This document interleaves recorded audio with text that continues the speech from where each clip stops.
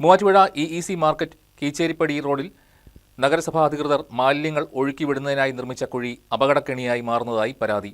കുഴി മൂടുന്നതിനായി ടെൻഡർ നടപടികൾ പൂർത്തീകരിച്ചുവെന്ന് അധികൃതർ പറയുമ്പോഴും ഇതുവരെ പണി തുടങ്ങിയിട്ടില്ല.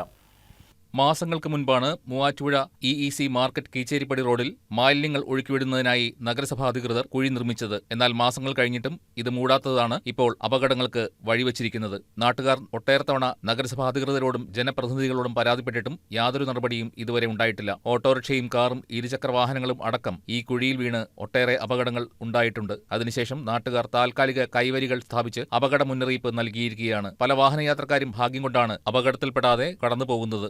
ദിനംപ്രതി ആയിരക്കണക്കിന് വാഹനങ്ങൾ കടന്നുപോകുന്ന റോഡായിട്ടും യാതൊരു നടപടിയും സ്വീകരിക്കാത്ത നഗരസഭാ അധികൃതരുടെ അനാസ്ഥയ്ക്കെതിരെ ജനങ്ങൾ രംഗത്ത് വന്നിരിക്കുകയാണ്. എത്രയും വേഗം ഈ കുഴി പൂർവ്വസ്ഥിതിയിലേക്ക് ആക്കണമെന്നാണ് നാട്ടുകാരുടെ ആവശ്യം. കുഴി മൂടുന്നതിനായി ടെൻഡർ നടപടികളും മറ്റും പൂർത്തീകരിച്ചുവെന്ന് അധികൃതർ പറയുമ്പോഴും ഇതുവരെ പണി തുടങ്ങാൻ കഴിഞ്ഞിട്ടുമില്ല.